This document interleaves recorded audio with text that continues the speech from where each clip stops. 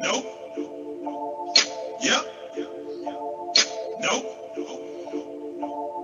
Yep. Nope. Yep. Nope. Yep. Nope. Yep. Nope. Yep. Nope. Yep. Nope.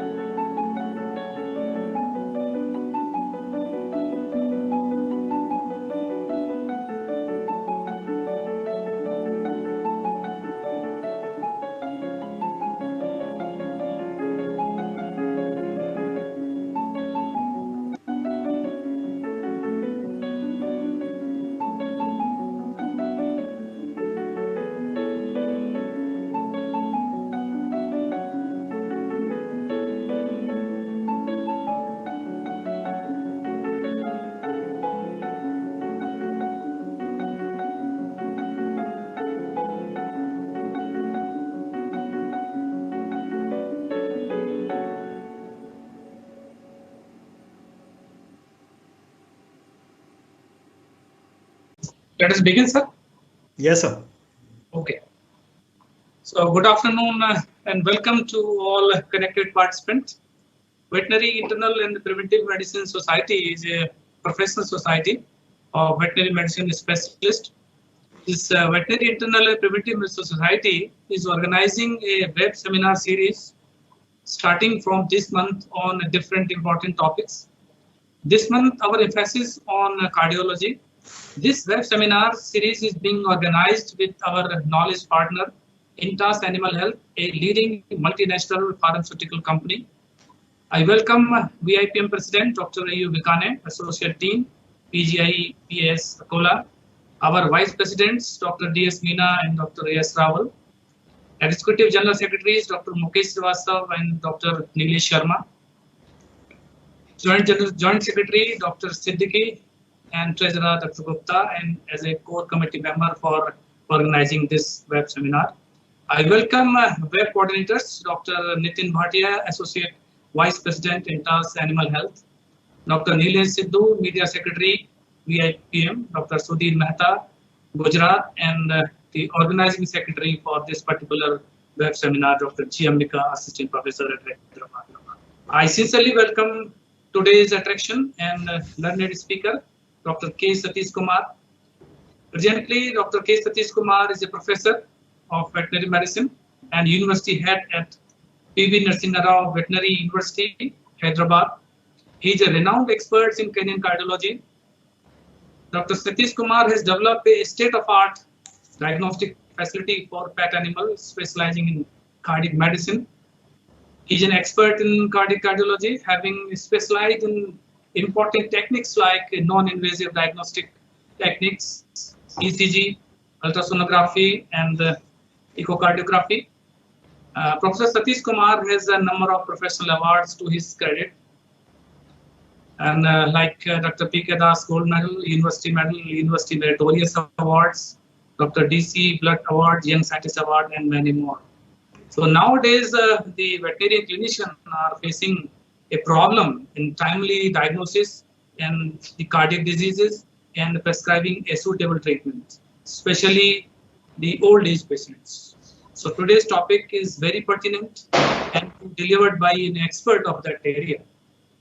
Now I invite Dr. K. Satish Kumar to deliver a seminar on care and management of geriatric dogs with particular reference to cardiac diseases. Now it's over to Dr. Satish Kumar. Okay, thank you, sir, for your kind words. So shall I share my presentation now, Dr. Nitin? Yeah.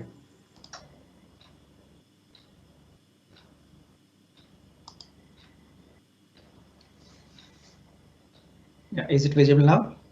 Yeah. All right.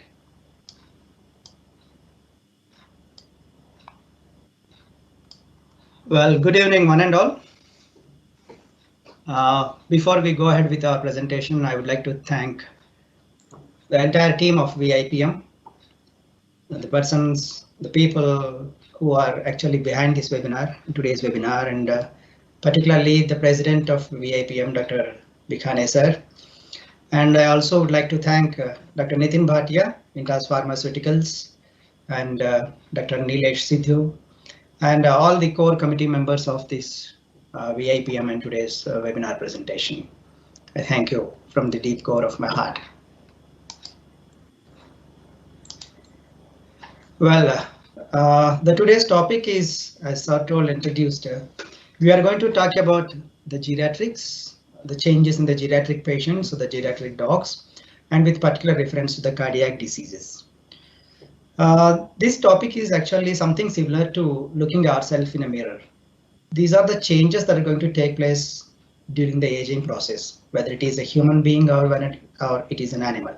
So the today's topic, what we're going to learn and know and discuss about, is most of the times correlates with the aging process, also in human beings. So that's the reason why I told that it is going to be a topic knowing about ourselves, knowing about a growing human being and becoming a geriatric. Well, to start with, we have the human being will have a different stages in life, starting from baby born to through various stages like adolescent, adult, and finally he becomes the geriatric person. And similarly, in pet's life, in dog's life also, there are 4 particular and prominent stages, starting from puppy to adult stage, and then senile, and then geriatric. The puppy stage is considered as the stage where during which from birth to the complete skeletal development. And before puppy or the puppy stage is further, we can divide that into a neonatal stage, an infant stage, and a pediatric stage. The neonatal stage is first 2 weeks of life, and infantile stage is 2 to 6 weeks of life, and pediatric is from 6 to 12 weeks of life. And put together until the complete skeleton is grown and fully developed, we call that as a puppy stage. And then when the dog or when the pet is active with its reproductive phase, then we call it as an adult stage, which is the maximum period a dog will have during his life. And when there is an evidence of showing the aging signs, when there is a signs of aging of any one organ, or when there is an abnormality or a little bit of malfunction of either one organ or the system, then that is called as a senior. And if this abnormalities or if the aging manifestations become more and more advanced and reaches to a stage where there is complete loss of control over a particular system or an organ, then that stage is considered as a geriatric stage. Okay, so our concern for today's topic is about the geriatric stage. And though we say that based upon the growth of a dog or the different stages in life of a dog, we can say or classify them as puppy, adult, senior, and geriatric. But most of the times, the senior and the geriatric stages, they go hand in hand. And by the time we notice that the puppy or the dog is reaching to a senior stage, it will end up in the geriatric stage.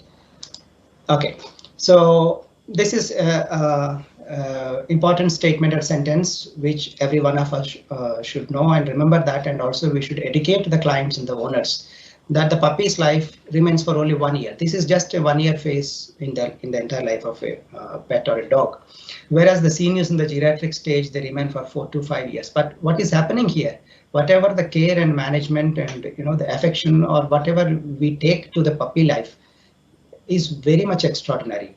When we talk about the seniors and the geriatric pets or the dogs, the care and management given to them is very negligible. And if you look at the period, the survival period of the puppy is just 1 year. And whereas that of the geriatric is for 4 to 5 years, but the geriatric phase, which remains for about 4 to 5 years, will never be given a priority or importance or a kind of care what actually we give it for a puppy life. So I hope this topic will make every one of us accept this, and at least we from now onwards, the practitioners or the doctors or the students or the academicians, they educate the clients stating that it's not the puppy life that is only important in the life of a dog, but it is more and more important in the dog's life is the senior and the geriatric phase. Well, what is meant by geriatric? What is meant by the term geriatric? Actually, the geriatric is a branch of medicine or surgery that deals with the disease of old age. Okay, then as I was talking in the initially, that stating that this is something related to the human growing or the human geriatrics or geriatric human being. So if you look at that geriatric, if you look at that in pertaining to the old people, the World Health Organization long back ago has classified this geriatric or old age into 3 different categories, stating that it is a middle-aged category or the elderly group of people or very aged people who actually crosses 75 years of old. So the geriatric or the old age or the aging people are classified into 3 different categories here.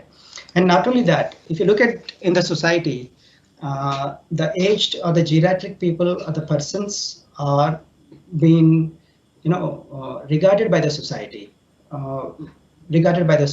just because keeping their knowledge, their skills, and their experience in concern. And that sort of recognition or regards are being lost and not at all seen in the geriatric pets. That is how actually the geriatric dogs are ignored when we compare that with the geriatric human. But that's the reason why we say the old is good in case of humans, but not in case of geriatric pets. So if you look at geriatric component or the geriatric concept in case of our dogs which are more than 8 years in general, we say that they are geriatric dogs. But as we have different categories of breeds and size and everything, actually the aging process or the degeneration process, everything is related to the breed and size of the animal. So keeping that in view, to be more specific, we can say that the toy breeds which are more than 9 years are considered as the geriatric, like Pomeranian, or you can say Lhasa. So the medium-sized breeds like Labrador, German Shepherd are considered as geriatric when they cross about 8 years or 7 years. And the giant breeds like Saint Bernard, Hounds, and Great Dane dogs, they are considered as geriatric when they cross about 6 years of age. So bigger the size, less the lifespan. So the giant breeds are considered as geriatric when they cross 6 years, and the toy breeds, they remain adult till 9 years. So in general, when we talk about irrespective of the breed and size, in general, we can say that any dog which is more than 8 years are considered as a geriatric dog. And these kind of classification, like middle age, elderly, and aged, this kind of classification, what we have in case of humans, is not been established in case of pets. And not only the classification, the recognition and identity of a geriatric or old age person or the people is not being given to the geriatric dog. Well, most of the human beings, or in general, most of the human beings, people, when they are old, they are very much reluctant to see or to seek the medical help in the initial stages of their aging process, simply thinking that the illness is simply due to the old age, and they don't want to care about that. They will simply apply that this as everything is just because old age. As I'm growing, these changes are happening because of this old age, so nothing to do with that.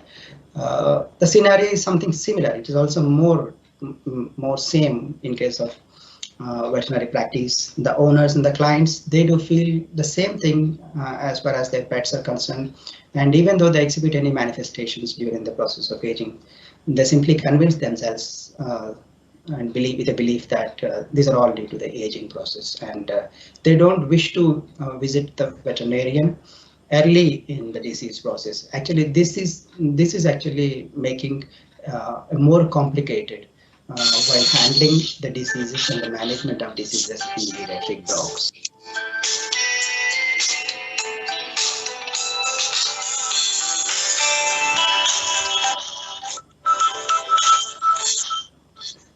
Well, what all the changes we have in an aging animal? They are all progressive and irreversible changes. We all know that. The same thing happens with the pets, and these changes are something related to at the tissue level or the cellular level, at a system or organ level.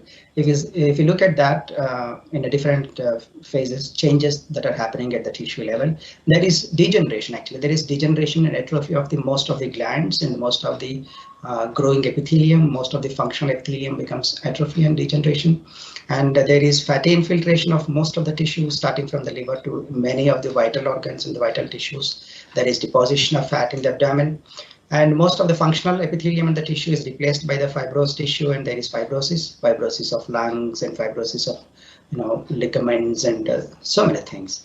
And there is delayed ability to repair and delayed wound healing process, because there are very minimal number of active cells present in every system.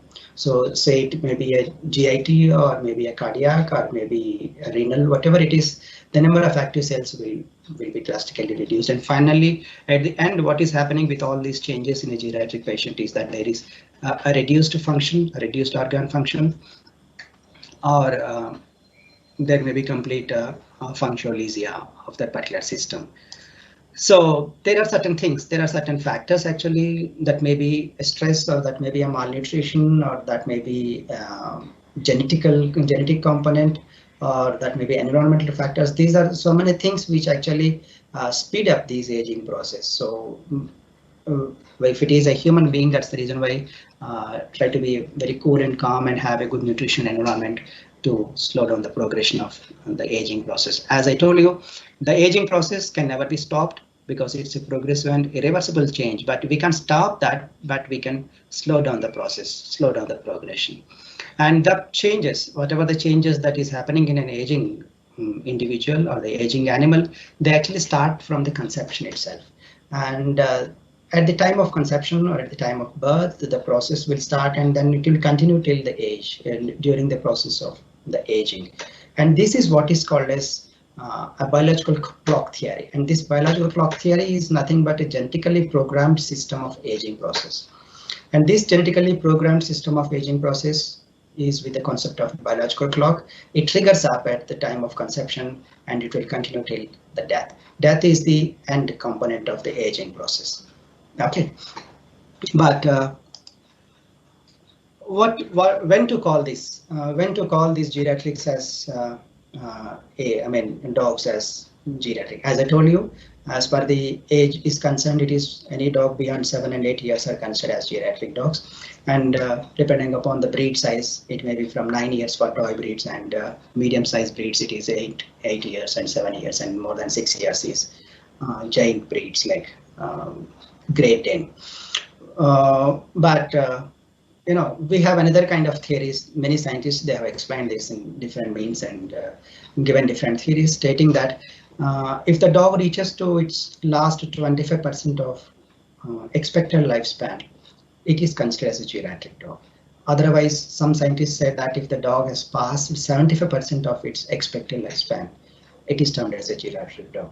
Whether it has passed 75% of expected life or whether it has reached to a 25% of expected life, but in either of these conditions, there is a progressive decline in the mental state or the mental function. There is a progressive decline in the physical condition. There is a progressive decline in sensory function. And finally, it results in the progressive decline in the function of an individual organ or complete absence of the function or failure of the function of an individual organ or the system.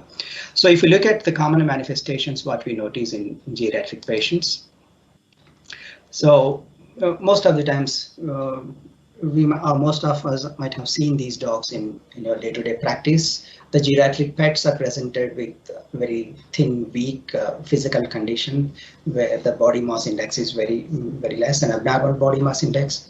They're very weak and lethargic and very less playful.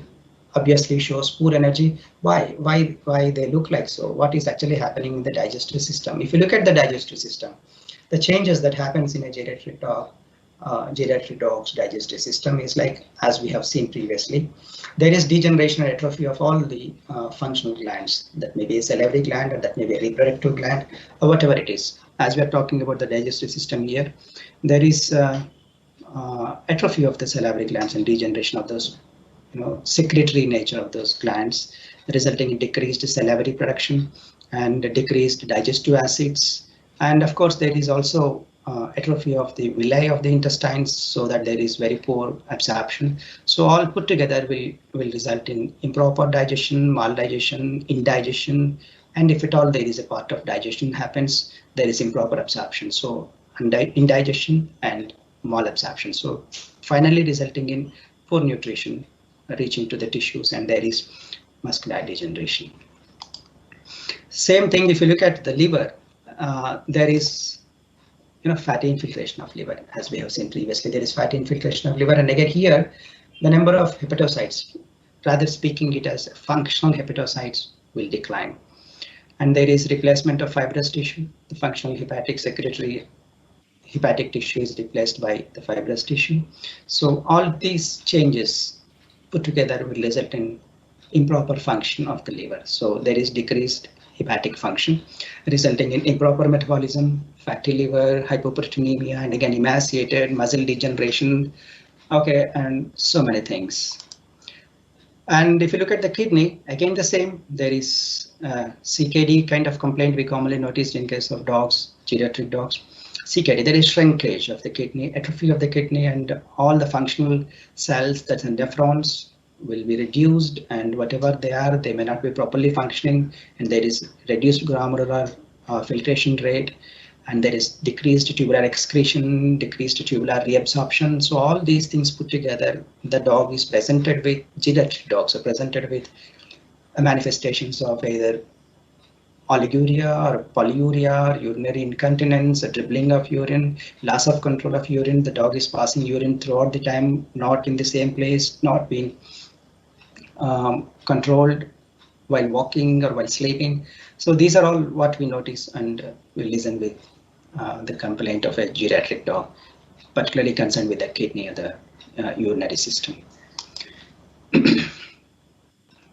And coming to the eye changes, there is again degeneration of visual pupil. There is atrophy of iris, resulting in so many ophthalmic abnormalities, starting from nuclear sclerosis, or there can be a cataract. There can be decrease or degeneration of rods and cones. So the dog will become visually impaired, and there is either partial or complete blindness, apart from the appearance of any papillomas on the eyelids. So these are the changes we notice with an aging dog. So coming to the skin and coat, there is alopecia, obviously, and alopecia, if it is a generalized alopecia, we may be considering that as a nutritional deficiency, but sometimes in case of age of geriatric dogs, there may be a patchy alopecia. And most importantly, the graying. Yes, whatever we notice in case of humans, the graying of hair is also being seen in dark-haired kind of dogs, which is one of the important geriatric manifestation. And there is pigmentation of the skin. And this pigmentation is particularly due to the deposition of the pigment, which is called as the lipofuscin. Lipofuscin is also called as the pigment of aging. So this lipofuscin is deposited in almost all the tissues of the dog during the aging process. It is also seen in humans, but the lipofuscin deposition is 5 times more than the humans when we look at dogs. So because of that, there is darkened and pigmented skin is also noticed in case of geriatric pets or geriatric dogs. And because of the dryness and loss of elasticity and poor secretion of the sebaceous glands, there is decreased pathology, immunity in the skin barrier, predisposing for many of the skin complaints and frequently affecting with the skin infections. Yeah, if you look at the musculoskeletal system, again the same, there is decreased number of muscle cells, completely decreasing the muscle mass, as we have seen that there is a emaciated appearance, so the lean appearance, decreased body weight, and there is a change in the density of the long bones. The decreased number of osteoblasts is also noticed.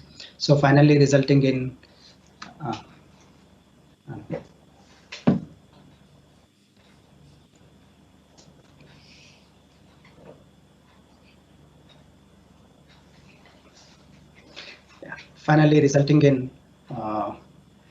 poor production of mucopolysaccharides, and there is a decreased chondroitin sulfate presence, and there is thickening and hardening of synovial joint. So all together, put together, will result in a complaint called as degenerative joint disease, DJD, which is very commonly noticed in geriatric patients. And not only that, there is calcification, or the costochondral calcification is also noticed, and there is spondylosis. So put together, we can simply say it as an arthritis, but if you look at the cellular level, the tissue level, this is termed as a degenerative joint disease, where the osteoblasts will be very much poor and decreased. Yes, this is again another important system and manifestation we notice with the geriatric dogs, just like in humans, what we see with Alzheimer's disease or Parkinson's. There are many times a cognitive dysfunction we notice in case of dogs. And this cognitive dysfunction is again something related to the deposition of lipofuscin, as I was talking about with the skin. The lipofuscin gets deposited in the ganglia of sympathetic and parasympathetic nervous system, and thereby it interferes with the neuromuscular transmissions. There is decreased neuromuscular transmission, there is decreased reflexes, peripheral reflexes, and the dog, the geriatric dog, looks like there is a short-term memory loss, and it even sometimes forgets the places where he will be playing, and he'll be doing all his urination or defecation. He will not be responding to the commands of the owner. So these are all the changes we notice, which are very progressive and mostly irreversible kind of changes. with respect to the nervous system aging. Then coming to the changes that happen in the respiratory system, again the same fibrosis of lungs will be there, and there is decreased secretion of respiratory system mucosa of the alveoli or the mucosa of the trachea, and there is reduced ciliary activity of which actually reduces the immunity and thereby more prone for infections. And there is, most importantly, there is depressed cuff reflex, which is actually the cuff reflex, or the cuff is actually a protective means of respiratory stimulant, respiratory stimulation, which actually protects the escape or entry of any foreign bodies or infections into the respiratory system. So these are all the things which actually making the dog more prone for respiratory infections and resulting in bronchitis or bronchopneumonia. And most of the geriatric dogs, again, will be presented with the most important respiratory symptom of dyspnea, open mouth breathing, and with dilated nostrils and exophthalmos. So it is something like hunger, struggle for breathing or hunger breathing. So these are some of the changes we notice with the respiratory system.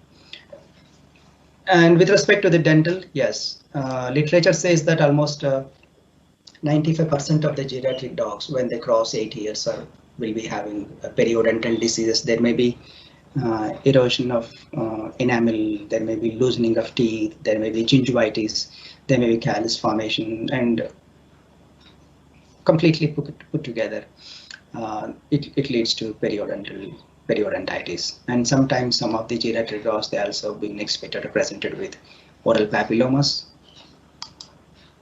Okay, so that is all. What about the general manifestations, or general changes or the aging changes that we notice with different systems and the dogs that are presented with geriatric manifestations? So now coming to the second half of today's topic, the cardiac disease, what we notice in these geriatric dogs. Well, what actually happens when there is similar to that what we have seen previously with different systems and the tissues, the age-related changes that happen in geriatric heart, actually it happens in two different components. One is the structural changes. The changes of the structure of the heart will be changed to a dilation of lumen. The ventricles or the atria will be dilated sometimes, and there is change in the thickness of the myocardium. Myocardium may be become thin or dilated, or sometimes there is hypertrophy of the myocytes, cardiac myocytes, and there will be fibrous deposition or the fibrosis of atrioventricular walls. And there is and there is also sometimes, which we also notice, calcification of intima of the aorta, the major vessels, so resulting in atherosclerosis. So these are some of the changes, structural changes that happen in a geriatric dog. So these changes will subsequently result in hypertension, and this hypertension leads to reduced renal perfusion, and then that will complicate the complaint of the cardiac disease and finally resulting in heart failure. So apart from these structural changes, there are certain metabolic changes that are also going to happen at the heart. That is, at the enzymatic, the myocardial enzymes will be decreased, and thereby the metabolism process that takes place in the myocardium will be declined, and resulting in decreased energy source of energy supply to the functional myocardial cells. So these two changes, the structural and metabolic changes put together, are more important predisposing changes, or the changes that happen at the tissue level of the heart, resulting in the output of certain diseases. So if you look at the cardiac diseases in a geriatric patient, there are three important cardiac diseases. We call them as acquired cardiac disease, or the disease of geriatric dogs. One is the valvular disease, and the second one is the dilated cardiomyopathy, and the third one is neoplasia, and sometimes it may also proceed to the pericardial effusion. Well, to start with, the first one is acquired chronic valvular disease, which is also called as myxomatous mitral valve disease, or it is also called as degenerative mitral valve disease, or it is also called as endocarditis. Well, this is a heart disease that affects the valves.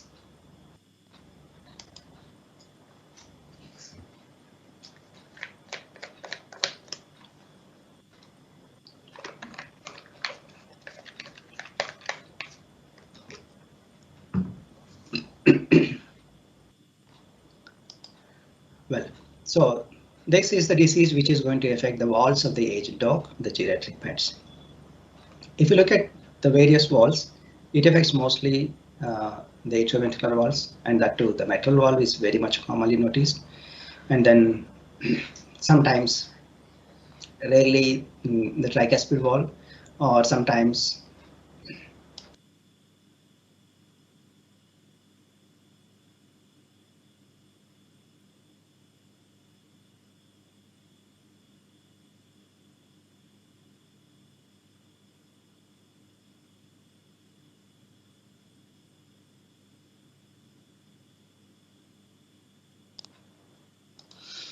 yeah. I'm sorry. So we continue with acquired chronic valvular disease, as we're talking about, it is being known by different names. And it affects the atrioventricular valves, particularly the mitral valves predominantly, and then rarely the tricuspid valve, and very much rarely in the aortic and pulmonary valves. So this disease is very commonly noticed in toy breeds, like Pomeranian, you can say Lhasa or Dachshund, etc. Miniature breeds, but this is the breed which is the King Charles Spaniel. So this is a very important and predisposed breed for acquired chronic valvular disease. Forget about the remaining breeds. This breed is 99% of these breeds, they suffer with valvular disease. That can be sometimes congenital or sometimes maybe acquired. Well, why? What is actually causing the valvular disease? This is nothing but aging changes. This is nothing but the degenerative changes that happen in the growing or aging valve. And these changes that happen in the collagen fibers of the mitral valve or the valves, whatever the valve that is affected. So literature says that about 70% of the cases, 70% of the cardiac cases are valvular diseases. And the overall incidence of the prevalence is about 70 to 40% we notice with respect to the valvular disease in dogs. And as we have heard previously, the disease is very commonly seen in small sized to medium sized dogs, and male dogs are more prone than compared to the female dogs. And the most of the dogs, when they reach to the last 1/3 of their life, yes, definitely 90% of these dogs, they suffer with valvular disease. And the dogs which are more than 9 years, about 60% of the dogs, by the time they cross the 9 years or 10 years of age, they do suffer with the valvular disease. But we can say that this is the unfortunate thing. The unfortunate thing, the other side of the cardiac disease in case of dogs, though they suffer with this, these statistics shows that they suffer with various kinds of disease, the valvular disease or any other disease, but they have got their compensatory mechanism. The heart compensatory mechanism actually prevents the exposure or the manifestation by the diseased heart. So this is actually initially the compensatory mechanism is going to help the dog initially, but maybe after a course of time, this is going to cause the more important damage to the affected heart. So because of the compensatory mechanism, though the dogs over 9 years or the 8 years or the 10 years, though they suffer with cardiac disease or the valvular disease, because of the compensatory mechanism, they do not exhibit any manifestations, and they don't show any manifestations unless and until it is diagnosed as a routine diagnostic procedures. So these are the frequency of AV lesions we notice in these aged dogs with respect to the aging process, as we have seen here about dogs more than 12 years, 100% of the dogs beyond 12 or 13 years, we can notice lesions at the valves in the valvular region. And whereas in case of about dogs about 9 years, we can see them about 90 to 95% of the dogs, they can be noticed with valvular lesions on autopsy.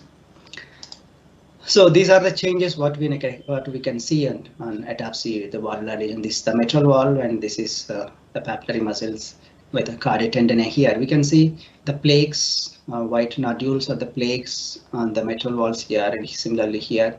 So these are nothing but the degenerative changes that happen with the replacement of the collagen fibers and deposition of the aging of the fibers of the collagen fibers, and there is loss of elasticity of cardiac tendon and the mitral valves. So all together, put together, will lead to a degenerative mitral valve disease. So what is the pathophysiology of this? So what happens when the valvular lesions are there, and why it leads to, how it leads to heart failure? So when there is a valvular lesion, the lesions may be in the form of a vegetative lesion, or it may be in the form of fibrosis, or maybe in the form of a prolapse, or the kinking, or scarring, or flail appearance, whatever it is. Like there is lack of coaptation between the two mitral valves, the anterior and posterior mitral valve. So all these things, whatever the lesions they have, it finally results in inadequate closure of the valves. And when there is an inadequate closure, when there is a systolic, and there is a ventricular systole, the mitral valves are supposed to be closed completely, but when there is a valvular lesion, there is incomplete closure, or we can say that there is an inadequate closure of the valves. When there is an inadequate closure, you can see here, this is a 4D image of mitral valve. Here you can see small orifices on either side of the mitral valve leaflets here. So when there is small micro orifices at the time of closure, at the time of systolic contraction of the ventricles, so this will result in the regurgitation process. So when there is a regurgitation, okay, so when there is a regurgitation, there is volume overload of atrium and the ventricles. So when there is systolic contraction, the blood is supposed to enter into the major vessels. Instead of that, when there is improper closure of the valves, the blood gushes back into the atrium and then resulting in volume overload of the atrium and then subsequently in the ventricles. When this continues, when there is continuation or continuous volume overload, when the condition is not treated at this point of time, it leads to compensatory and atrial and ventricular dilatation. So because to accommodate that volume overload, increased overload of the volume, there is compensatory dilatation, finally resulting in pulmonary edema, and then ultimately it leads to myocardial failure. So this is a kind of backward failure, or we can say there is an increased preload and then resulting in backward failure as when the left heart is affected, when the mitral valves are affected. Well, what are the presenting signs? If you have a dog that is a geriatric dog is presented with some sort of manifestations, how do we know that it is either mitral valve disease or degenerative mitral valve disease? So these are the two important manifestations the dogs are presented with. The owner comes and complains that my dog has become less playful. My dog is not showing an interest in play. It is not showing an interest in exercise. It's not coming for a walk. Even if it is coming for a walk, it's not continuing to complete the task or 1 kilometer, whatever it is, which he used to do it regularly. So this is the primary complaint. The secondary complaint, what the owners will come up with is like, the second complaint is like the cough. Owner comes and says that my dog is continuously coughing, and coughing is throughout the night, and it is actually coughing throughout the night as there is no sleep for my dog and for the owner. And yes, if you look at this, so this is how the dog is presented with, and it is very lethargic, and you can see that you can see that there is abnormal breathing pattern, and very, very dull appearance. And similarly, the cough. Okay, this is kind of a cough what we notice with in case of valvular disease patients, or the mitral valve disease patients. And the most importantly, cough, it should be a dry cough, and the cough is more predominantly noticed during the nights. We call it as a nocturnal cough. And sometimes this can also be a productive cough if there is any pulmonary edema or effusions in the lungs. And most important presentation sign is owner comes and complains that my dog is sleeping sometimes and suddenly wakes up with cough and goes around for breath. So these are the presentation signs with which a geriatric dog that is suspected for mitral valve disease is presented with. So if you proceed to attend such complaint, and if we proceed to do it, first thing what we can do is like we go for the auscultation. Why we go for the auscultation? And the auscultation gives us a further clue to identify the regurgitation. The regurgitation can be auscultated in the form of a murmur. So where to auscultate it? If you are doing an auscultation of the heart, if it is for a routine kind of auscultation, counting just for counting the heart rate, you can do it sometime anywhere, either on the right or the left side, between third to fifth intercostal space. But when you are here to identify, the reasons for the dog that is with previous presentation signs, or if you are here to identify a murmur, actually to diagnose the murmur, and to diagnose the murmur, the position of the murmur, the location of the murmur. So we have a specific site here. So though it is on the left side between third to fifth intercostal space, we have a specific points here to identify, to differentiate the mitral wall murmur or aortic wall murmur and the murmur that arises from the pulmonary wall. So it is something like PAM. Third intercostal space is the pulmonary murmur, pulmonary wall murmur, and the fourth intercostal space, the aortic murmur, and fifth intercostal space as the mitral wall murmur. All the 3 points, something above the sternum at the point of shoulder. So on the left side, third, fourth, and fifth intercostal spaces, you can clearly differentiate, and you can clearly identify the mitral murmur more louder and very clearly can be heard at fifth intercostal space, mostly at the mitral region. And if you want to identify the tricuspid valve insufficiency or the murmur that is arising from the tricuspid valve, it is on the right side at the third intercostal space on the right side. So this is how we can be able to differentiate and identify the murmur, location of the murmur, where it is coming from. Is it from the atrioventricular valve? If it is from the atrioventricular valve, is it from the mitral or the tricuspid, or it is something else from any other valve, the seminal valves like aortic or pulmonary. So once presentation signs based on that, once you carry out the murmur, auscultation, now we proceed with going for the chest X-ray. So chest X-ray is left lateral view. Okay, while taking the left lateral view, the most important thing is the dog X-ray should be taken at deep inspiration, the peak of the inspiration.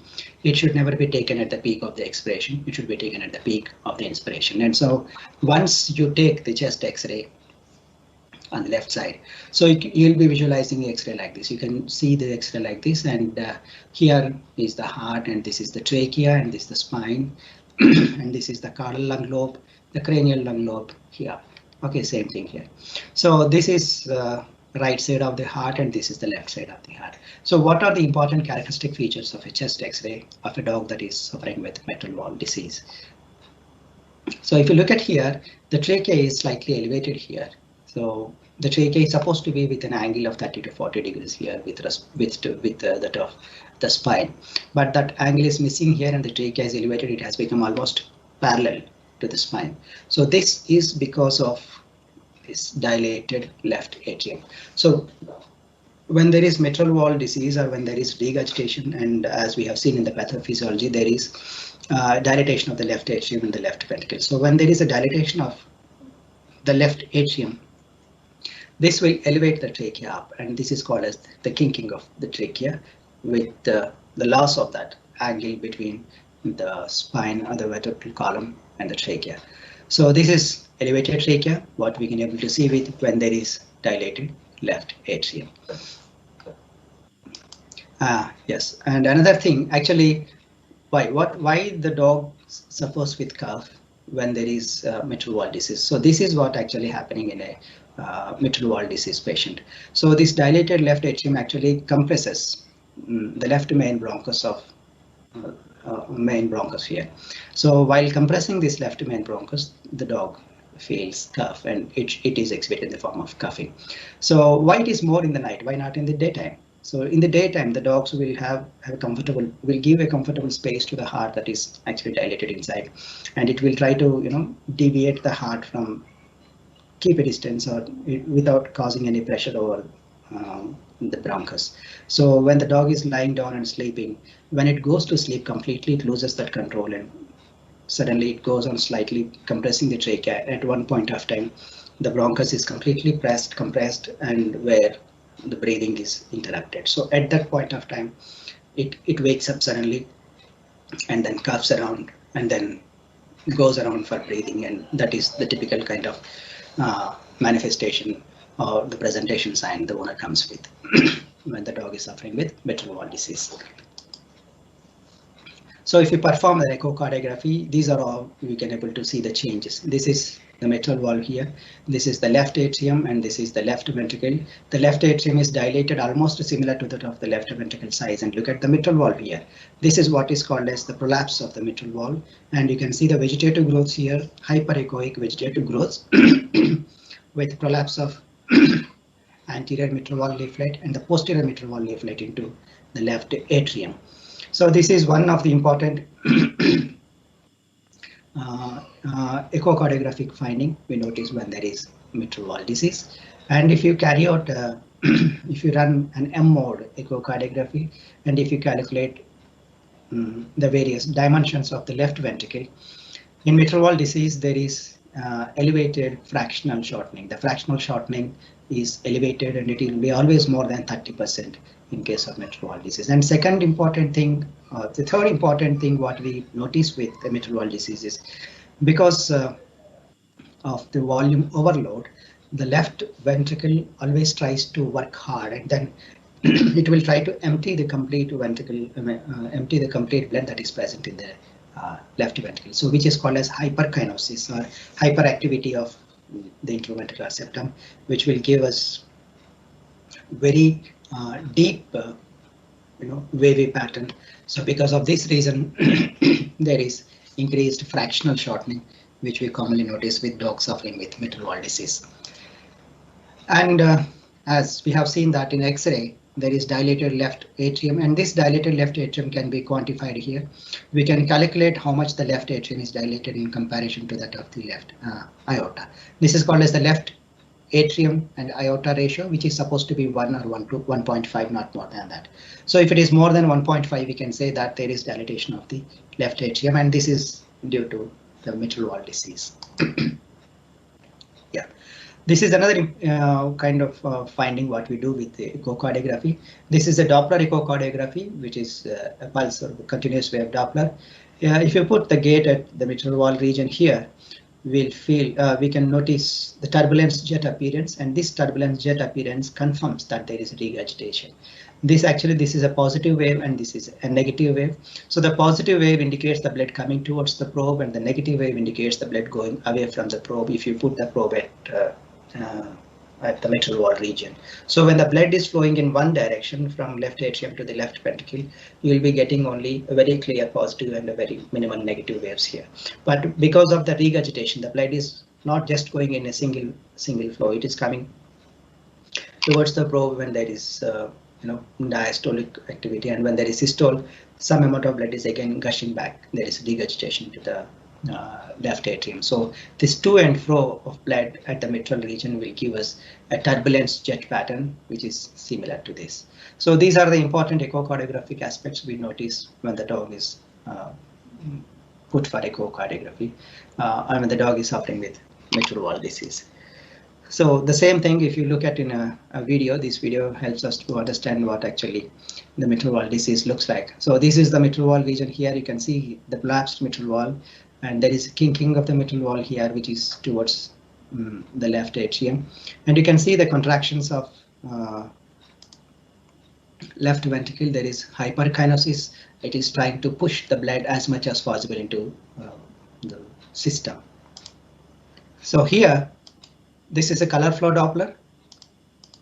This is a color flow Doppler. Yes, this what we have seen there with the continuous wave Doppler. This is another important finding, and this actually confirms that there is regurgitation. So usually when the blood flows in one direction from left atrium to the left ventricle, it will give us one flow of color from blue to red. But because there is regurgitation of the blood is coming into the left ventricle and then going back into the left atrium during the regurgitation process. So because there is mitral regurgitation, we can able to see the mixing up of colors, which is called as mosaic pattern of colors, which is a typical and a confirmatory finding of mitral regurgitation, which we commonly notice with mitral valve disease. So this is how we can able to confirm the mitral valve disease in a geriatric patient. Then coming to the next important cardiac disease we notice with geriatric patients, so the geriatric PETs is dilated cardiomyopathy. This is something different to that of degenerative mitral valve disease, as that was seen with toy breeds, and this is noticed with medium-sized to large breeds. And so this is most commonly seen in medium-sized large breeds like Labradors. We can see them in Boxers, Dobermans. So among all the breeds, this disease, dilated cardiomyopathy, is very, very commonly noticed in case of Dobermans. That's why it is also called as a Doberman dilated cardiomyopathy. So, this is again similar to that of mitral valve disease, more common in case of males than the females. So we have a specific kind of dilated cardiomyopathy in case of Boxers. We call it as arrhythmogenic right ventricular cardiomyopathy, which is more predominantly more commonly noticed in Boxers when compared to the other breeds. Whereas in other breeds, we can simply say that it is a dilated cardiomyopathy. Then, what is actually causing this dilated cardiomyopathy? What is the reason behind it? The causes of the dilated cardiomyopathy are not so specific. The causes are not so specific. We can say that may be due to a nutritional deficiency or like carnitine deficiency, which we commonly notice in case of Boxers. And yes, that may also be noticed due to the deficiency of taurine in case of Cocker Spaniels. Yes, this is an exemption here. Though we say that dilated cardiomyopathy is most commonly noticed in large breeds, the giant breeds, the medium-sized breeds, we have an exception here. This is also noticed in a toy breed more commonly, that is a Cocker Spaniel. So in a Cocker Spaniel, the DCM is most of the times related to the deficiency of the taurine. So Cocker Spaniel, taurine deficiency, Boxers, carnitine deficiency, and whereas with other breeds, it is of unknown etiology. But most of the times there are very many reasons to say that tachycardia will cause dilated cardiomyopathy, or certain infectious diseases like viral infections will cause dilated cardiomyopathy, or sometimes immune-mediated diseases will cause dilated cardiomyopathy. But as far as the geriatric dog is concerned, we can say that it may be due to the nutritional deficiency of carnitine, taurine, or it may be due to immune-mediated aspect. So etiology of unknown origin, we say. So what is happening there? What happens when there is a DCM? So there are certain gross pathology. If you look at this is a normal heart, the right ventricle and the right atrium. This is a left ventricle, the left atrium, and this is aortic outflow. So if you look this as a normal heart with chambers of this size, when there is a dilated cardiomyopathy, the chambers or ventricles in the atria becomes fully dilated. It's not just the lumen that gets dilated in the dilated cardiomyopathy, but if you look at the myocardium thickness, the myocardium becomes very thin. So there is dilation with thin myocardium is the important feature that happens in a dilated cardiomyopathy heart. So not only that, apart from that, this is how a normal heart looks different from a dilated heart. We call that as a big heart. Apart from that, there is degeneration of the papillary muscles. There is degeneration of myocardial myocardium, and there is fibrosis sometimes with the valves. So all these changes will ultimately lead to a decreased cardiac output, systolic failure, or the systolic malfunction, dysfunction, and then decreased cardiac output, and the dog is presented with low cardiac output signs. Okay, as we have seen the etiopathogenesis, it is noticed with the deficiency of taurine, the selenium sometimes, yes, and I thought so.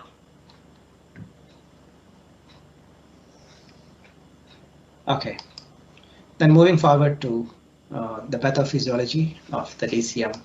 So here the heart becomes dilated and there is thin myocardium, mostly the left myocardium if it affects the left heart, or it can be a right myocardium if it affects the right heart, or it can be biventricular dilatation. We call it as a biventricular dilated cardiomyopathy, where complete heart becomes dilated and complete both the ventricles become dilated, and the myocardium of both the ventricles become thin,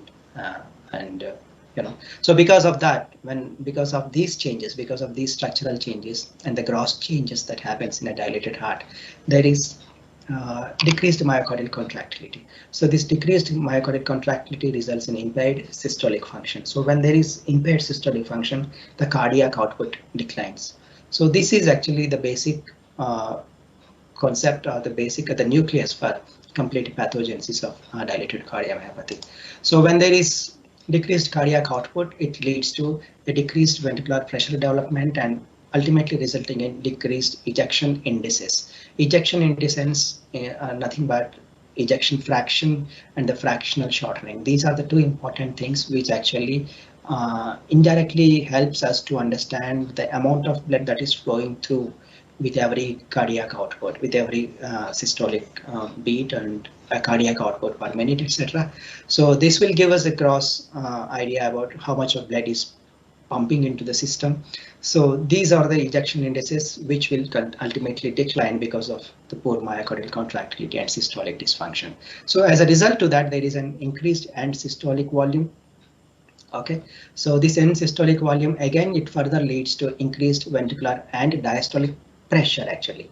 Okay, so it increases the end diastolic pressure, and it also increases the atrial and venous pressure, particularly of the side of the heart that is affected. Suppose if it is affecting the left heart, there is left atrial and venous pressure of the pulmonary vessels. So put together, ultimately resulting in the accumulation of fluid within the different systems. If it is the left side, resulting in accumulation of fluid, or the congestion of the lungs and pulmonary congestion, resulting in left side congestive heart failure.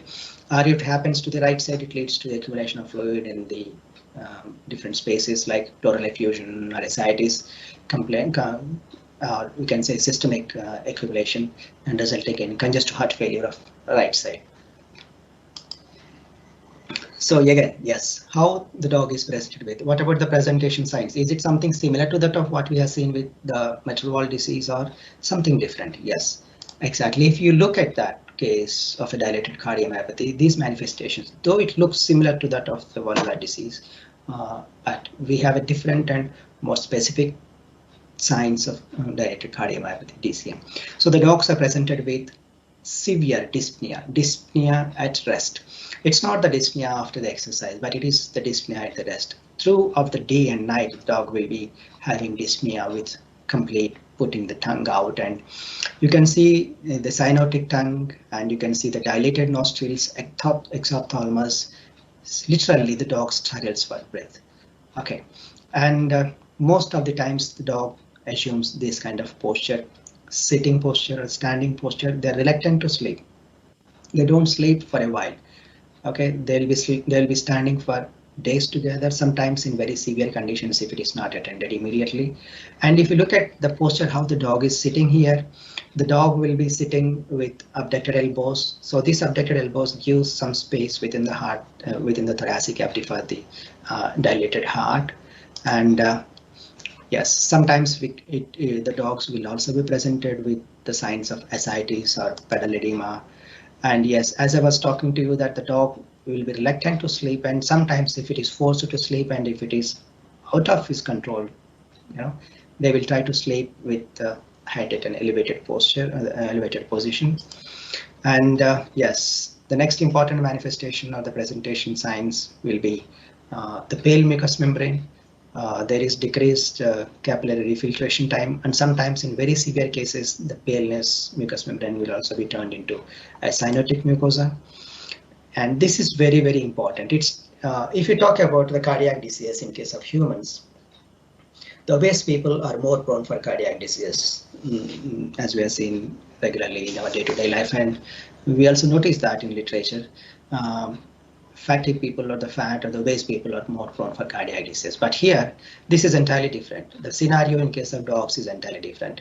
The dog that is suffering with cardiac complaints, or whether it is a mitral valve disease or a dilated cardiomyopathy, the dog becomes weak, lean, okay, and it becomes emaciated. So this is condition what we call as a cardiac cachexia, because there is a decreased cardiac output and there is increased energy of utilization by the body muscles and tissues. So the muscle becomes degeneration and there is emaciation. And this is what is called as a cardiac cachexia condition. So if a dog is presented, if an obese dog is presented with any of these manifestations, probably it may not be due to a cardiac complaint. And if these manifestations are seen in an emaciated dog, probably, and most probably it could be a cardiac disease, but with an exception. These geriatric dogs, there is also a possibility of endocrine complaints, and there is a possibility of hypothyroidism. So when the dog suffers with hypothyroidism, there is a cardiac dilated cardiomyopathy is also noticed with the dogs suffering with hypothyroidism. So when there is an hypothyroidism associated DCM, so hypothyroidism makes the dog obese. So we may see obesity and also a cardiomyopathy. So that is an exemption in a geriatric pet, but it is an exclusively we can see that when the dog is having a hyperthyroid associated DCM. But otherwise, if it is a general kind of DCM, the dogs are presented with cachectic condition. So again, if you look at certain videos, so this is how the dog will be sitting and reluctant to sleep and will be breathing very difficultly and feebly. And some of the dogs will have a severe respiratory distress. Okay, this is what is called as the dyspnea at the rest. You can look at the tongue, cyanotic tongue. If you look at the nostrils are widely dilated and there is exophthalmos. Okay, so dyspnea at rest, exercise intolerance. And these are the two different videos which I recently have seen. One of the client has posted these videos from about 250 kilometers away from Hyderabad. So this is one video. If you look at this pug, a 13-year-old.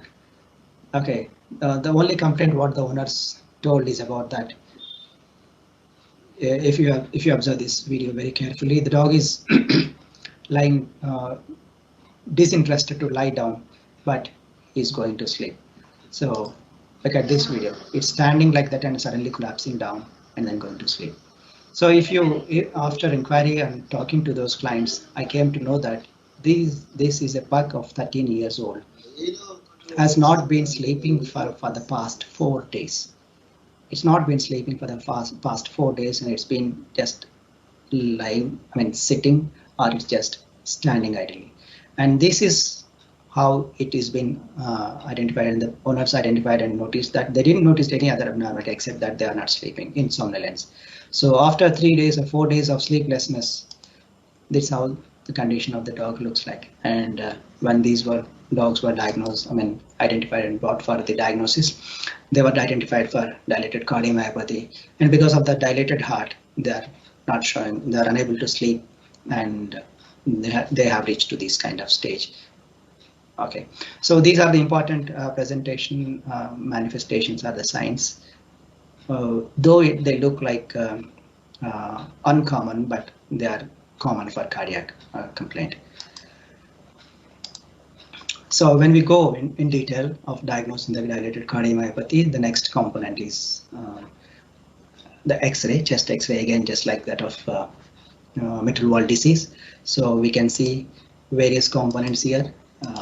There in the mitral valve disease, we were concentrating only on the left atrium here and looking at the angle of the trachea. So this is the trachea, the black one, and this is the vertebral column. This is the angle with which the trachea is supposed to enter into the thoracic cavity. So when there is a left atrial dilatation, the trachea is pushed up and it is elevated, and thereby losing this angle, which gives a confirmation that there is a left atrial dilatation.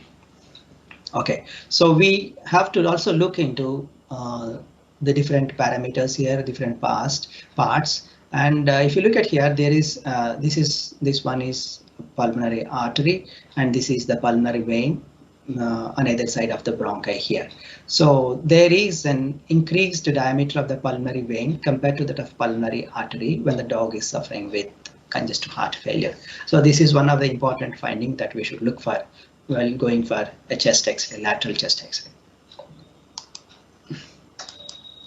Okay, so this is an X-ray. Yes, you can compare this with the previous one. The trachea is completely elevated. It is going almost parallel on par with the spine. Okay, and this is the left atrium, and this is the left ventricle completely, and this is the right side of the heart and the right ventricle and the right atrium. So the heart shape of the heart is almost like very much dilated, round, globose in shape.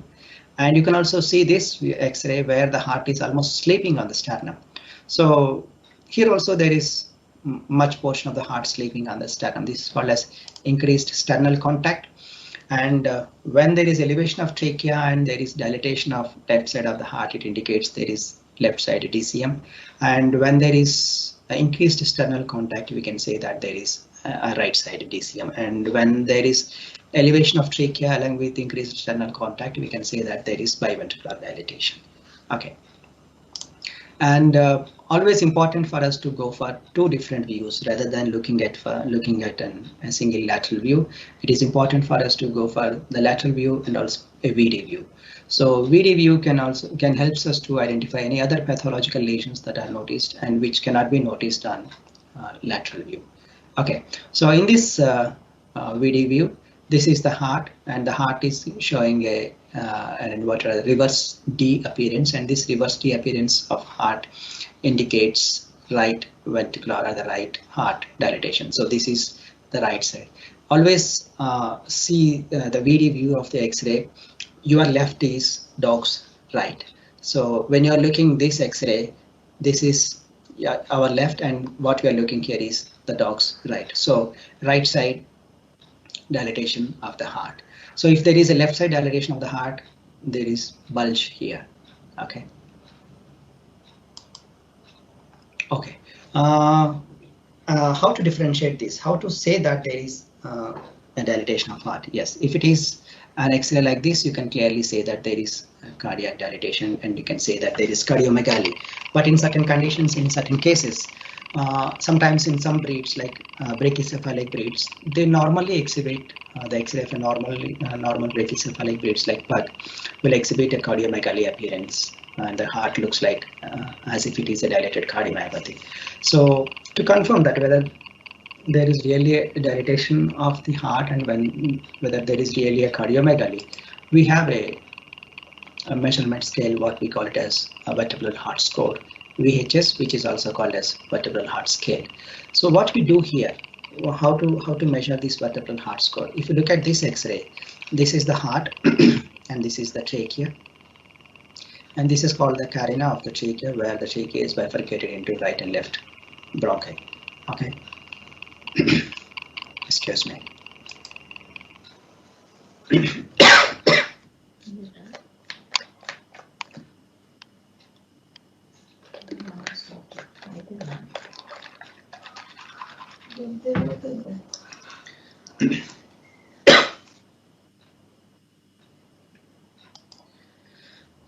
Yeah.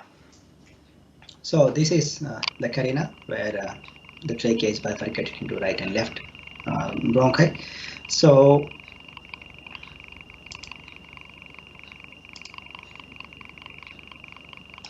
yeah, how to draw this vertebral heart scale, how to measure the vertebral heart scale?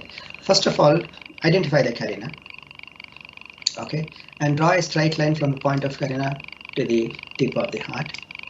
Okay, so this is this roughly indicates the length of the heart. And also look at the maximum width of the heart. Draw a line to cover the entire width of the heart. So now we have the length of the heart and the width of the heart. Now identify the fourth vertebral curve. Okay, fourth vertebra. 1, 2, 3, 4. No, 1, 2, 3, 4. Okay, so from the anterior border of the fourth vertebra, let us suppose you can measure this line. Let us suppose this as about a 5 centimeters line. So start drawing the line from the anterior border of the fourth vertebra. Draw backwards 4 centimeters line, and if it is of 3 centimeters line, again draw another line from anterior border of the fourth vertebra to third 3 centimeters. Now try to count the number of vertebrae that is present within both the lines. Now if you count this lengthwise, 1, 2, 3, 4, 5 and almost 5.8 number of vertebrae. And if you count, same thing for the width line here, 1, 2, 3, 4 and a half, 4 and a half.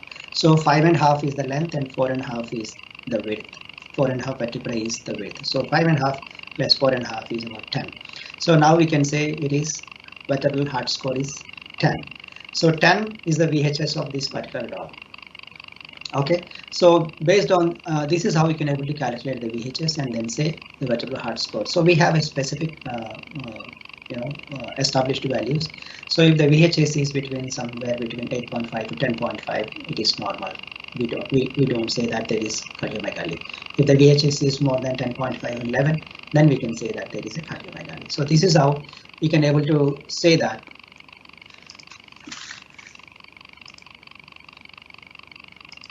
Okay, so this is how you can able to say. Just a minute. So this is how we can able to calculate and say that the VHS of a heart, and then based on that VHS we can say that. So this is the white line is the length and the yellow line is the width. So the white line, if I go behind and then count, it is 1, 2, 3, 4, 5 and 6, 6 plus 6.1 or 6.2, and then here the yellow line, the width 1, 2, 3, 4, 5 and a half. So 5 plus 6 about sometime around 11. So 11.5 is the VHS of this heart. So if you look the heart grossly, it is not looking like a dilated heart. It's not looking like the heart what we have seen previously. But if you do the VHS, it is giving a value of the score of 11, which is beyond the normal range and the normal value, and then it confirms that there is a cardiomegaly. So this is the exact means of calculating the cardiomegaly and diagnosing the cardiomegaly and DCM using the X-ray.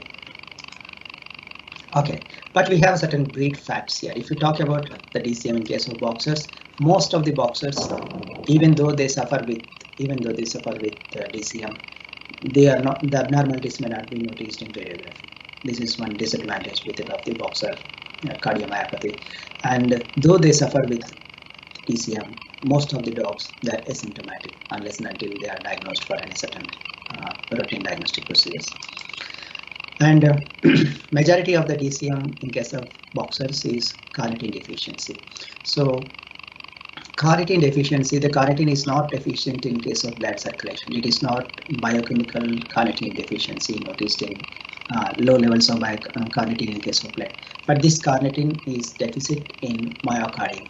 So it is myocardial carnitine that decides the cause of DCM in case of dogs. So if you want to diagnose DCM in case of dogs and confirm whether their carnitine is involved in the cause of diagnosis in the cause of DCM in case of boxers, we have to go for endomyocardial biopsy and then estimate the carnitine that is present in the myocardium to confirm the diagnosis. And we have another interesting breed, what we call it as the Cocker Spaniel, as we have discussed it previously. The boxers are more prone for carnitine deficiency DCM, and whereas the Cocker Spaniels are prone for taurine deficiency DCM. So this is how the echocardiographic images looks like. There is complete dilatation of the left ventricle, almost giving a globose appearance. Okay, on short axis view, and on the long axis view there is dilated left ventricle and the dilated left atrium with not much prominent or predominant mitral valve pathology. But if you do that in M-mode echocardiography, this is the interventricular septum where we can see very feeble systolic phase that we notice. We call it as systolic dysfunction. So there is increased left ventricular lumen, thin interventricular septum, and very feeble systolic phase. So when we calculate the left ventricle indices, the ejection fraction and fractional shortening actually, which are the deciding factors to say the cardiac output and the functional status of the heart. So ejection fraction and fractional shortening is extremely low. The normal ejection fraction should be 50 to 60, whereas in case of DCM it will go less than 30. And the normal fractional shortening is about 20 to 25 in case of DCM cases, and where there is a congestive heart failure and there is a myocardial failure stage, it goes less than 10. So in this particular case, the ejection fraction is about 11.7 and fractional shortening is about 5.4, which is very much low. And second interesting thing, what we can able to diagnose using echocardiography to diagnose DCM is increased endpoint septal separation. This is the time, the distance between the interventricular septum and the anterior mitral wall leaflet, which will be increasing when there is dilated cardiomyopathy. So we can also notice a mitral wall regurgitation, and we can also notice turbulence jet, and we can also notice mosaic pattern appearance in case of mitral wall disease because of the presence of fibrosis of mitral wall, or sometimes we can also notice because of increased distance between the mitral wall, because of the dilated dilated atrioventricular septum. Okay. So this is how a DCM case. You can look at the systolic phase. You can look at the systolic phase of the left ventricle, where this is almost opposite to that of what we have seen in case of mitral wall disease, where there was hyperkinesis, and here it is hypokinesis. Okay, so this is called as the systolic dysfunction. And same thing, if you look at the color Doppler color flow here, you can also notice mosaic pattern giving a regurgitation at mitral wall level. And this is another video to show that how a right heart failure looks like. This is the right atrium, and this is the left atrium. This is the right atrium and the tricuspid and the right ventricle, and this is left atrium, mitral wall, and the left ventricle. You just try to compare the size of the right side of the heart to the left side. So this is a typical case of right heart failure, where there is extreme dilatation of right atrium and the right ventricle when compared to the left side. So this is a right side DCM, and the previous one is the left side DCM. Okay. Then coming to the next component, or next kind of cardiac disease, what we notice in case of geriatric patients is tumors, the neoplasia. Among these tumors, we have two different types of tumors. Hemangiosarcomas are most commonly noticed in case of geriatric patients, and which affects the right atrium. Among these, the German Shepherds, Labradors are most susceptible breeds for this.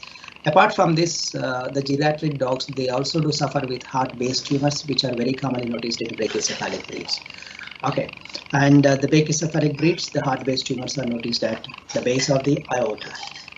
So the clinical findings are more or less similar to that of what we have seen previously, previous two diseases, though they may not be specifically cough, but there could be an exercise intolerance, and there could be respiratory distress or the dyspnea at rest, and there could be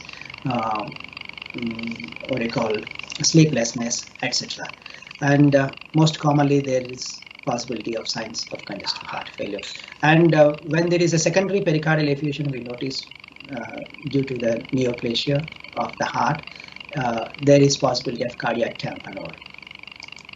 Okay, so this is an X-ray. You can see the heart here, and this is the trachea and the vertebral column. So this is this opaque area on the right atrium. This is the tumor. So this tumor, the right atrium, most probably it could be a hemangiosarcoma. Okay, so when you perform this this kind of heart echocardiography, you can notice tumor here. So this is the mass of the tumor that is present within the heart. So when there is a tumor, when there is a mass, or when there is a neoplasia, either it can be a heart-based tumor or it can be hemangiosarcoma, there is a possibility of pericardial effusion. So the pericardial effusion, if you perform echocardiography, you can notice the pericardial fluid here completely around the heart, and you can see that this is the right side of the heart. So this is the right side of the heart, and this is the left side of the heart. This is the right ventricle, and this is the right atrium. If you look at this, there is complete collapse of the right side of the heart, and this is what is called as cardiac tamponade. Try to observe this very clearly. Okay, so this is the right heart where there is complete collapsing of the right side of the heart. Okay, you can also see that in this video very clearly. Okay, yeah, this is the collapsing of the right side of the heart is noticed when there is diastolic phase. So this is called as the diastolic failure, we notice, and it will further reach into cardiac tamponade. So cardiac tamponade is a condition which is an end stage of the pericardial effusion cases, where the dog is presented with syncope most commonly. Okay, so these are the various images where we can see that anechoic area around the heart within the pericardial sac, denoting the pericardial fluid. And this is the long axis view where the right heart and the left heart. You can see a kink here.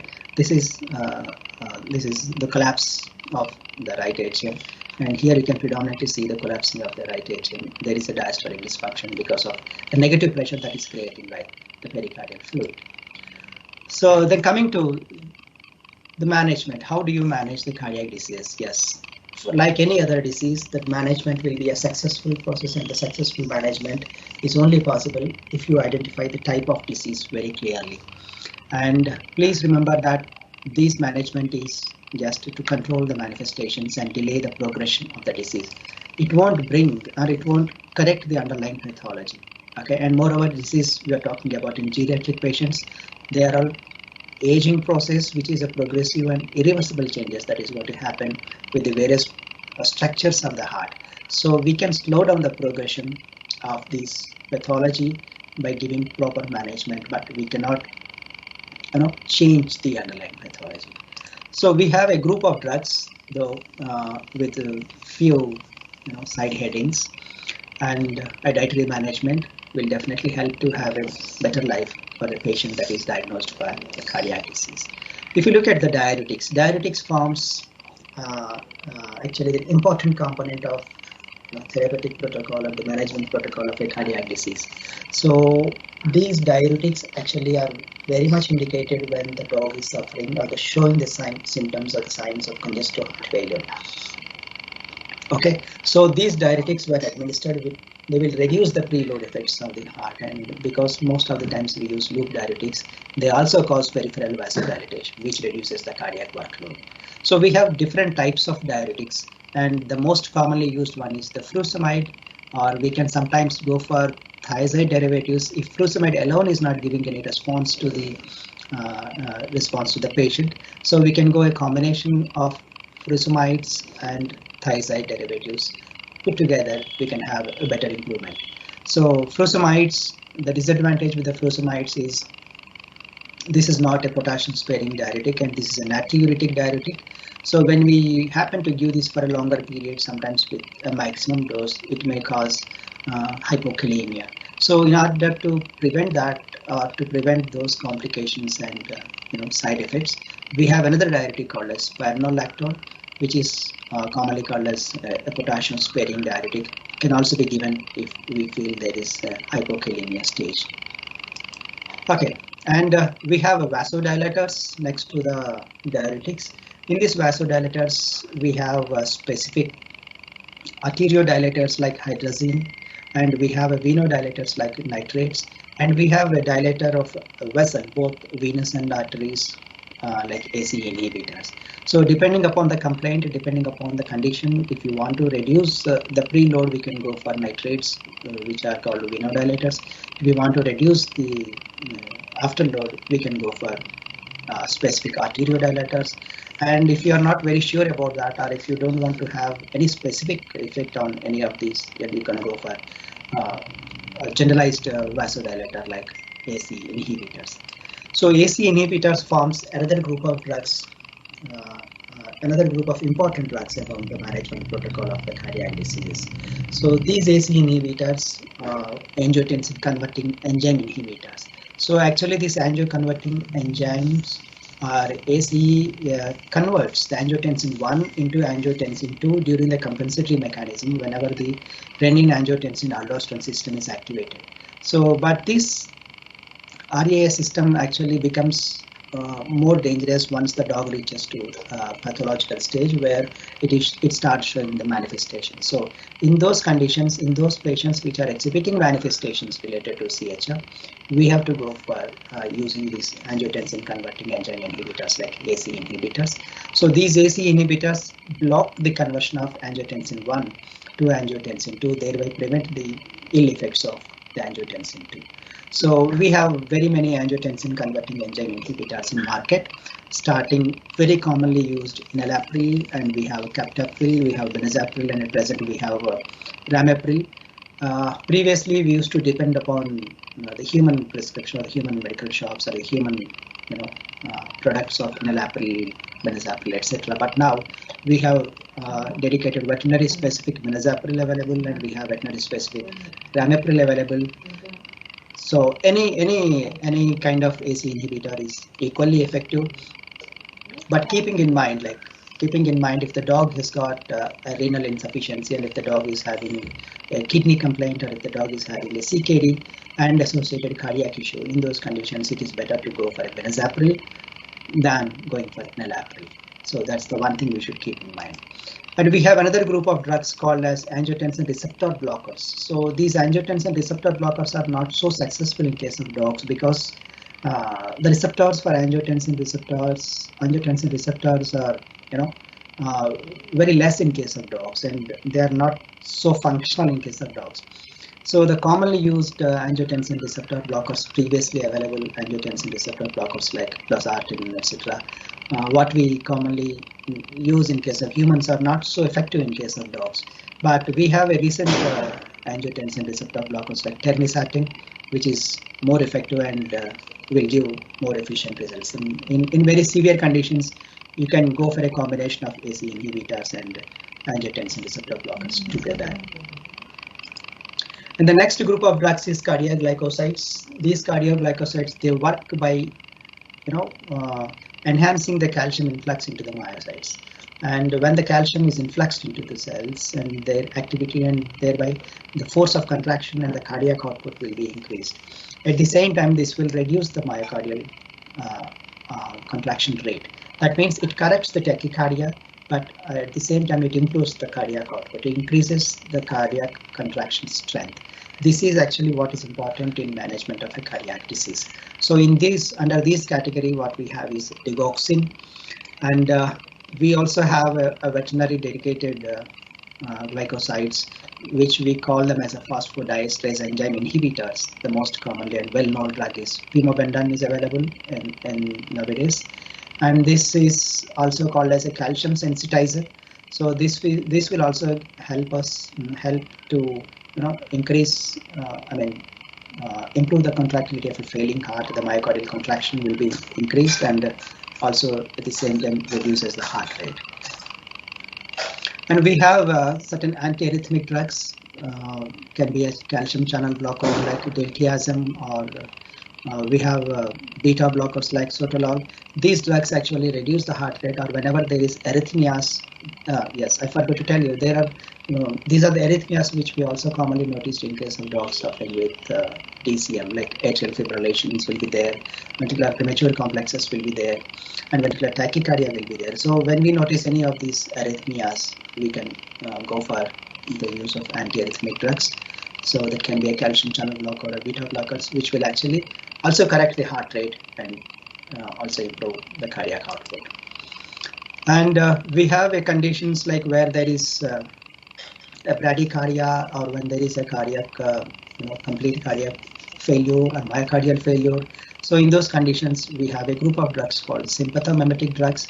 These drugs, they actually act on beta and alpha adrenergic receptors, and thereby it increases the myocardial contractility.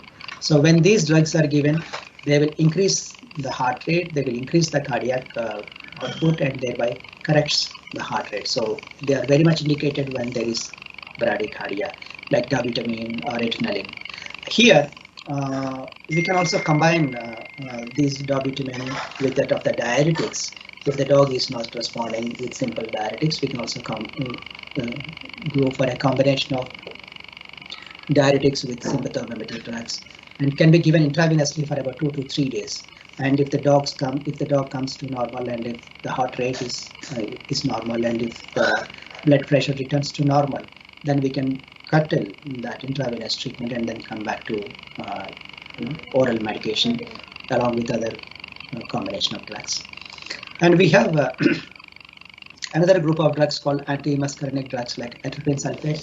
This drug is also very commonly and very importantly indicated when the dog suffers with severe bradycardia and myocardial failure. So when there is bradycardia and myocardial failure, or AV block, or severe arrhythmias, we can go for atropine sulfate, which is actually life-saving in such kind of cases.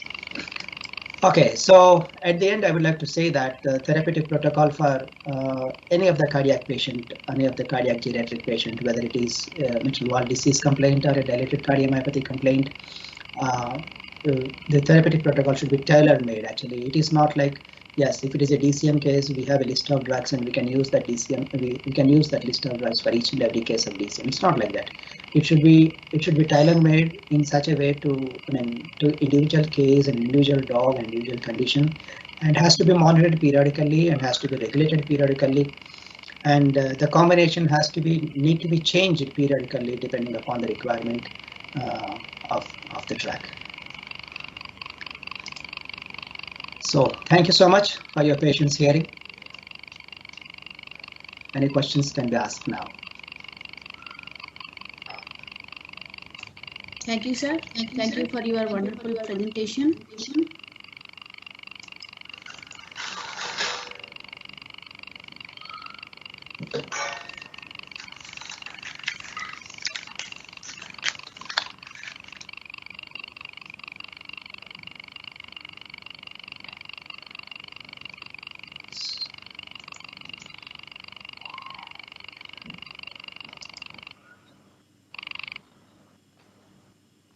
Dr. Satish, there are some questions here.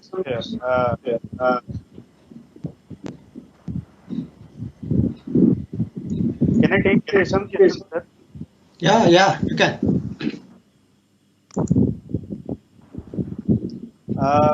There is one question from Dr. Amit Shukla.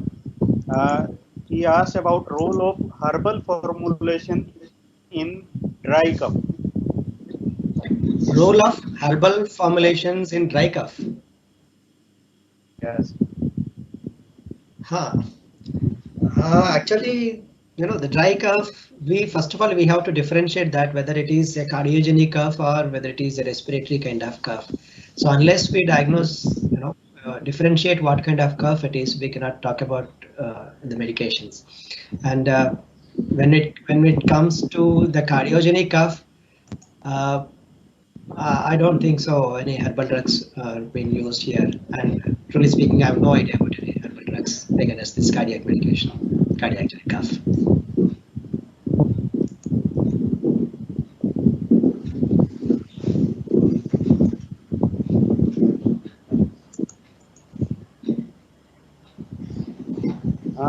Other question, sir. How far physiotherapy can help in genetic dogs related to cardiac disease? Dr. Nilesh, can you again repeat the question? How far physiotherapy can help in geriatric dogs related to cardiac disease? Yeah, physiotherapy is something different actually. This has got nothing to do with the cardiac management, but physiotherapy definitely will help to have improvement in musculoskeletal system activity. So when there is an improvement in musculoskeletal system activity, definitely there will be increased blood supply to all the vital organs, and definitely it will have a secondary effect on the cardiac health. But when the patient is suffering with a cardiac disease and when there is a congestive heart failure condition, physiotherapy is not usually indicated. So it should be very clearly ruled out before going for the physiotherapy. One question from Dr. Gaurav Kumar. In case of preserved ejection fraction, how far E/A ratio is helpful in diagnosing the disease? Yeah, E/A ratio is usually indicated to identify what kind of cardiomyopathy it is, like whether it is a dilated cardiomyopathy or restrictive kind of cardiomyopathy or hypertrophic cardiomyopathy. So there is a reversal E/A ratio is noticed when there is a restrictive cardiomyopathy. So when we go for looking at the E/A ratio, we can able to differentiate and specifically diagnose what kind of myopathy it is, whether it is DCM or restrictive kind of cardiomyopathy, because treatment is going to be different for both the conditions. There is one question from Dr. Hemant Kumar. He is asking where X-ray and all other diagnostic tools are not available. So how can we diagnose on the basis of symptoms for the mitral valve disease? Yeah, for the mitral valve disease, most probably if you are thorough with auscultation, they're all the additional diagnostic facilities over auscultation. So if you auscultate the dog thoroughly, and if you are clear to identify any murmur at the mitral area, and if you can able to listen to the murmur properly, and if you can able to differentiate what kind of murmur it is, a systolic, a diastolic murmur, or staging of the murmur, so you can clearly diagnose mostly the mitral valve disease than going further if you do not have any facility of echocardiography. So if you are thorough with auscultation, that will definitely help you to diagnose mitral valve disease, if not other kind of heart diseases. There is one question from Dr. Yatu. Why are some drugs in cardiac problem preferred on body surface basis rather than kilogram per body weight basis?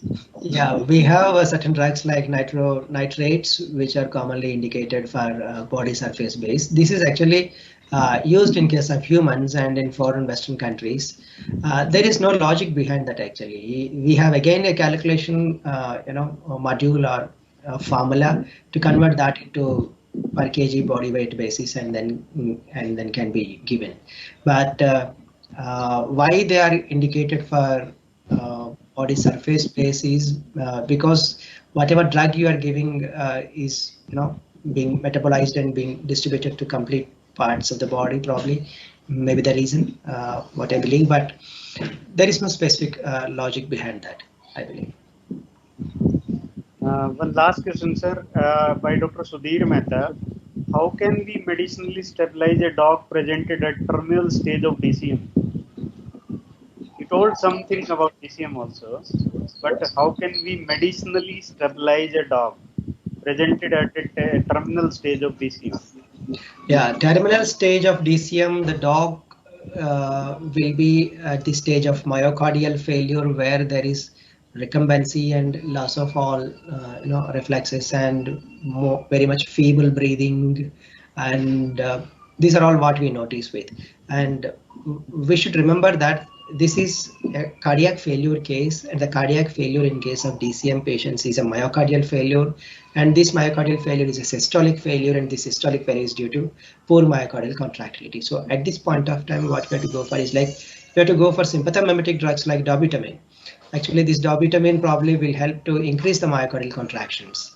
So we can go for a combination of dobutamines, positive cardiac glycosides, and diuretics.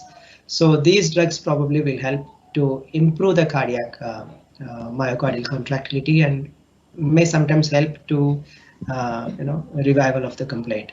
So that's the reason why I told you while talking about the treatment, we can go for diuretics and a combination of sympathomimetic drugs like dobutamine or antimuscarinic drugs like atropine. So these drugs can be given intravenously, and these drugs are indicated intravenously, particularly when there is a terminal stage of DCM. And if there is a very severe complaint, we can also go for nitrates, like we can go for hydroxyls, and we can go for sodium nitroprusside, which can be given sublingually or can be applied on the body surface. So which will have an immediate effect in order to prevent a dying heart, collapsing heart rather. So that was all regarding questions, sir. Thanks a lot, sir. On behalf of VIPM Executive Committee, Core Committee, and on behalf of Intas and we all thank you for giving such a wonderful and nice lecture, and we are enlightened by your blessings, and thanks a lot, sir. Thank you so much. All the participants who joined and who actively participated in this live event. And thanks a lot to Intas Animal Health for organizing such a nice webinar on their platform. Thanks a lot. Thank you. Actually, pleasure is mine to be on this platform, and I'm very much thankful to all the the organizers of the VIPM, and I thank my friend Dr. Nitin Bhatia of Intas Pharmaceuticals too for giving me this chance. Thank you so much.